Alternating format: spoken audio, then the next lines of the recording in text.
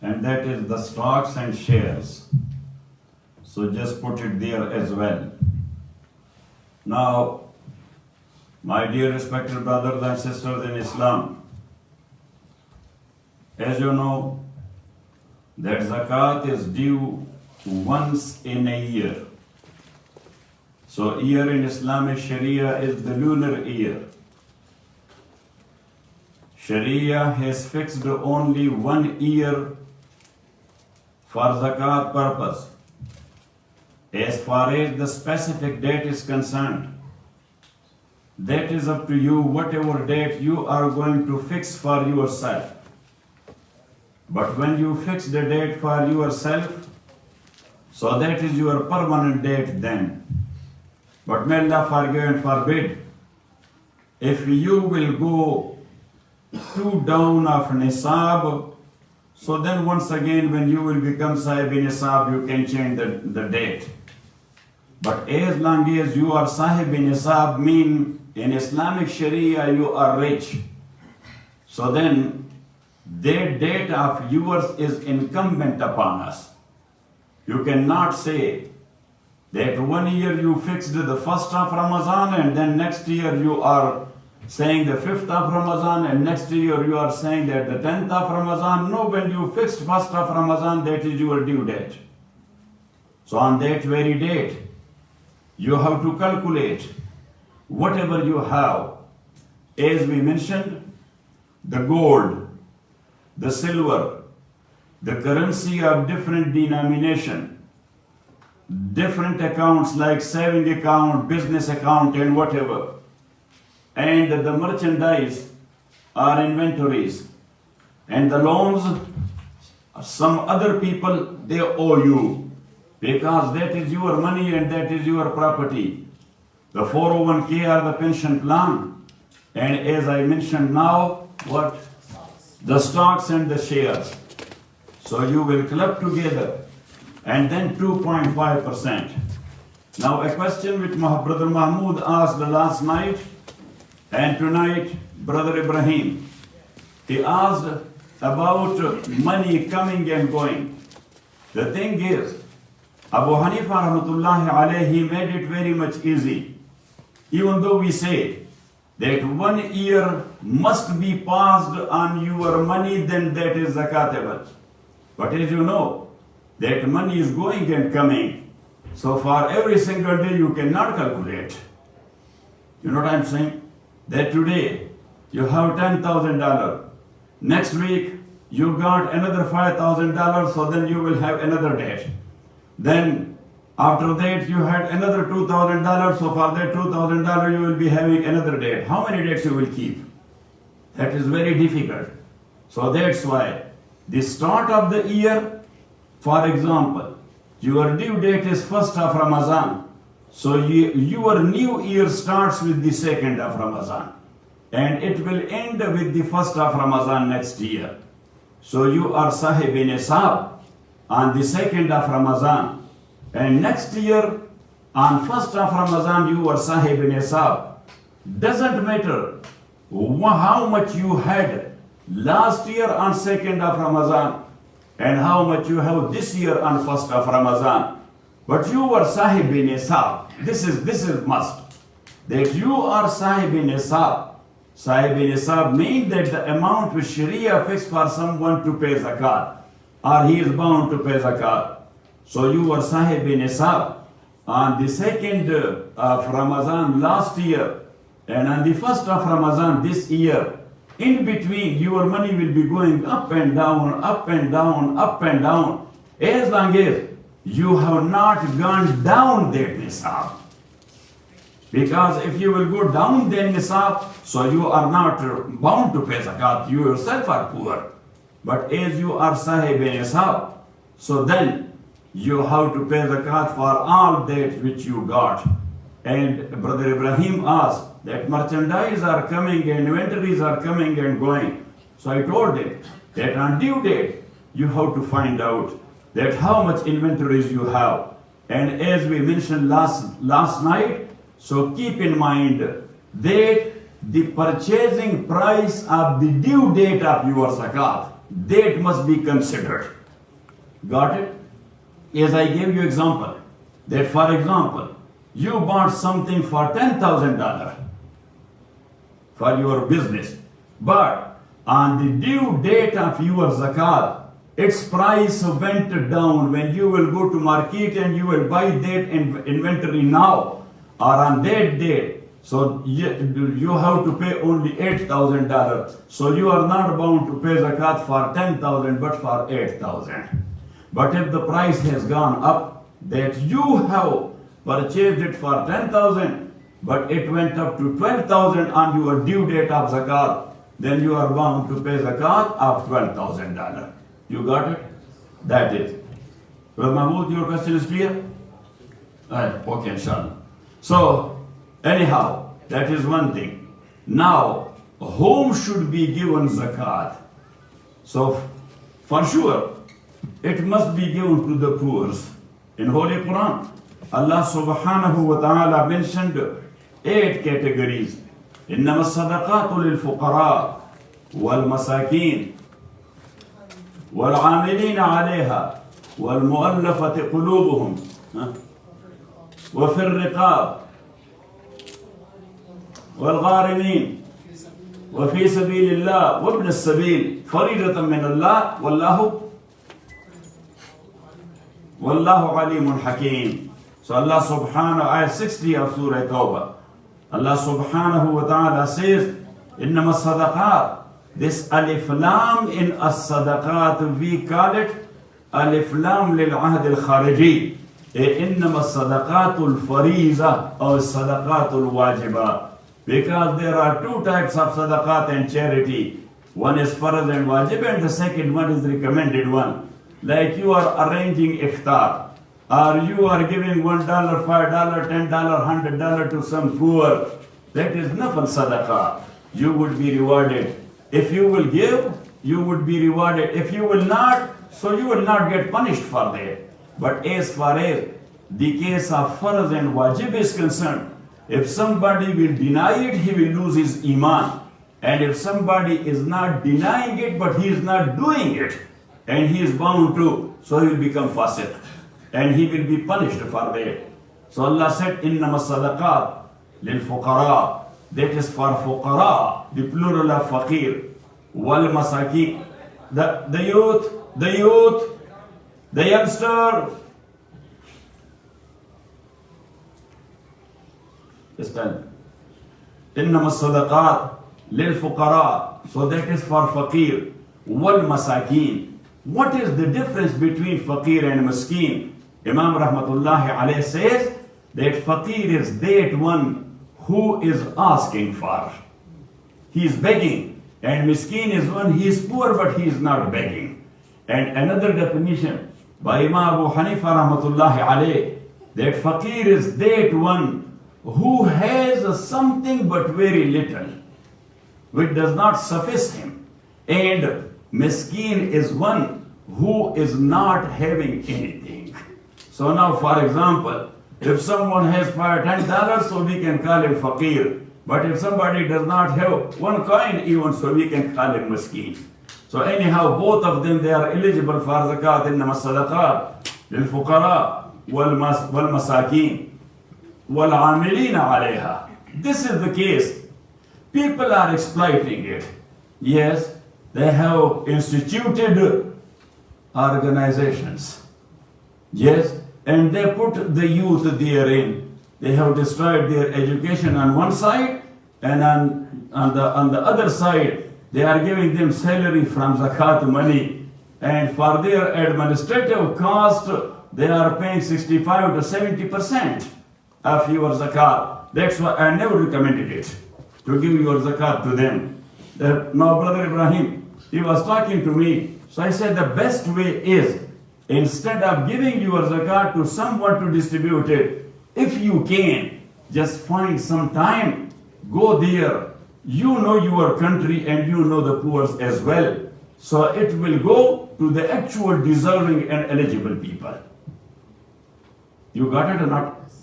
So anyhow, وَالْعَامِلِينَ عَلَيْهَا. So they have applied this عاملين عليها to their own organization.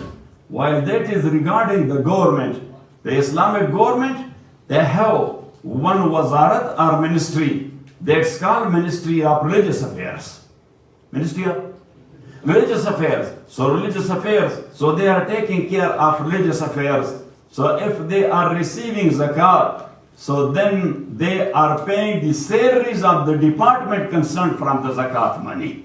And that is there. وَالْعَامِلِينَ عَلَيْهَا. And here, if I have an organization and I will decide on my own, so I will be eligible, for example, for $1,000 per month, and I will fix my salary as $10,000 per month.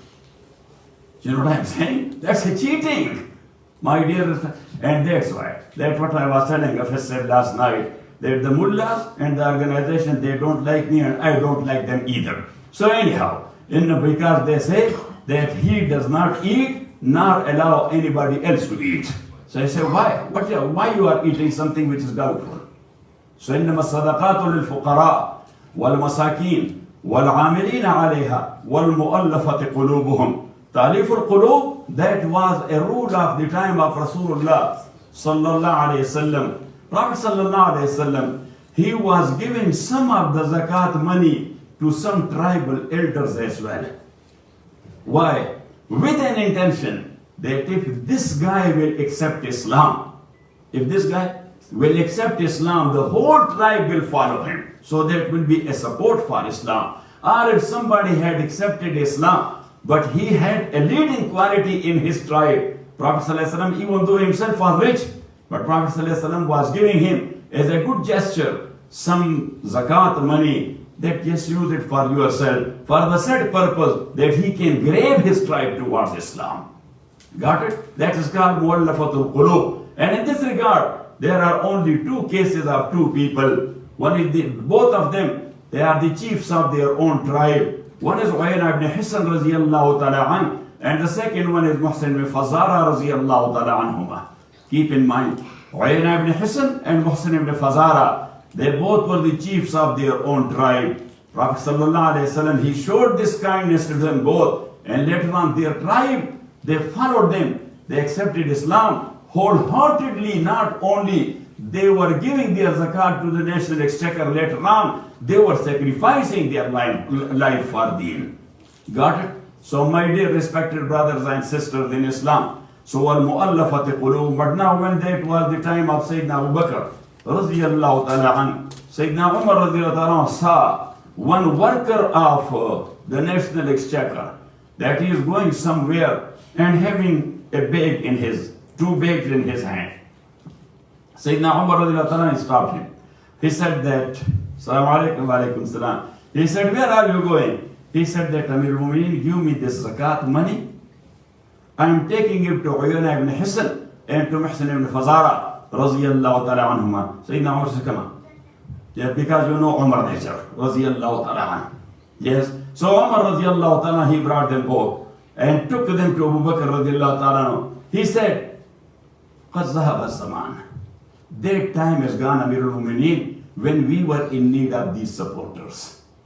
We were giving them something that they will support us. Now Islam is that strong that we don't need them. And I will say how they can create problem for Islam. They are not eligible for that. So therefrom, Sayyidina Abu Bakr stopped it as well. So anyhow, but still, as the word is there in ayah, so if there is a situation, and somebody will ask me, for example, that there is one man, he is a non-Muslim, but very inclined to Islam.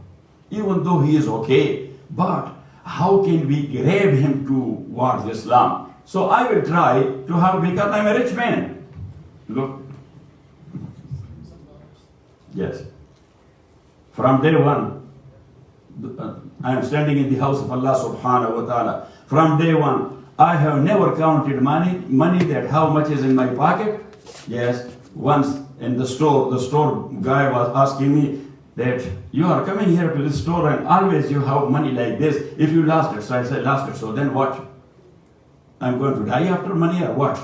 I said, that, how do you know that how much money? I said, by God, I don't know how much money I have. Yes, but when I buy something, so I bring it out and give that and put it like this. I said that I don't waste my time in counting money. So anyhow, my dear respected brothers and sisters in Islam, now, وَالْمُؤَلَّفَةِ قُلُوبُهُمْ وَفِي الرِّقَابِ, and فِي الرِّقَابِ, sometime back when slavery was there, as I do mention time and again, that Islam has not introduced slavery. Slavery came to Islam. It doesn't mean that slavery is the rule of Islam. No, something was in existence. Islam gave rules for that. Got it? Because the Byzantine Empire, the Persian Empire, and all the empire, they were enslaving their prisoners of war. So now, one-sided it could not be dropped that Islam will say that, okay, you can enslave our prisoner and we are not going to enslave your prisoner. Got it? So that's why slavery came to Islam. Islam has not introduced it. But Islam is eager to liberate people. Because the kalima la ilaha illallah, la ilaha means there is no ruler. There is no master, there is no owner, there is no Rabb, there is no superior authority but only Allah. So it demolished and abolished the concept of slavery with the first motto, which is La ilaha illallah, which is La ilaha illallah. So how it can introduce slavery, but still as it was going on as a necessity, as what? As a necessity, but Sharia was eager to liberate slaves. That's why Rasulullah sallallahu alaihi wasallam, he taught Muslims do many different ways how to liberate and emancipate the slaves. So one was that if the master is not going to set free his slave for free, set free for free, not for money, so he would be rewarded by Allah. But if he wants some money, so he can ask a slave, just go and work. When you will pay me $1,000, you will be free. So now, hand-wise and work-wise, he is free. He will go, he will do his own job, and he will collect money. The moment he will give $1,000 to the master, so he is free. Or sometimes the slave himself asks the master that's called aqd kitabat or contract of kitabat, because that is written document. So if I will pay you $1,000, so you will set me free? Said, yes, of course. So then he will work on $1,000, give it to, and to tell you one thing. In this contract, when that is done, so that is binding from master side, but not binding from the slave side. Which means that the master cannot take it back. When he agreed to, he cannot withdraw it. Yes, if the slave says that I don't want it, so that is for whose good? If he is leaving his own good, so then what? So of a riqab, they are those people. وَآتُوهُمْ مِمَّا لِلَّهِ الَّذِي آتَاكُمْ. Allah subhanahu wa ta'ala says, such like mukatabin, give them the zakat money to help them to get free. وَالْمُؤَلَّفَةِ قُلُوبُهُمْ وَفِي الرِّقَابِ وَالْغَارِمِينَ. And those who are under debt, something happened to them, some accident happened to them, accidental happening happened, and he lost all his things, even though he was in good condition.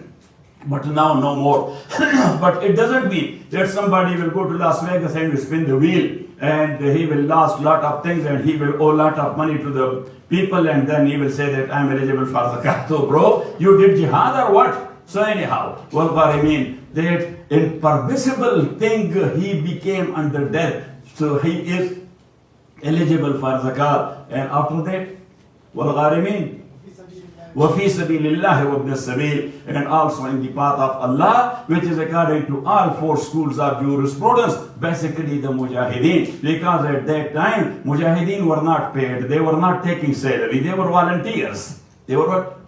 They were volunteers. Now they are paid soldiers. So it doesn't mean that they are eligible for that. They are paid soldiers. They are getting a lot. No. وَفِي سَبِيلِ اللَّهِ, in the path of Allah. And then Imam Muhammad ibn Hassan al-Shaybani, rahmatullahi alayh, he says, وَمُنْقَطِعُ الْحُجَّاجِ. If Haji, he is there in Baytullah Sharif, yes, he lost his money. He lost his money. So back home, he is a rich man. He is giving his zakat to people, but there he is in need of help, so he is eligible for zakat and he can take zakat. But now I have changed that rule of fiqh as well, because now no more, everybody has the plastic card in his pocket. Yes, his money is here, but the card is there, so he can slide it there in clock tower. Yes, and he will bring out the money, so then he is not eligible for zakat. Furthermore, inshallah, wa akhiru da'wana alhamdulillah rabbil alamin.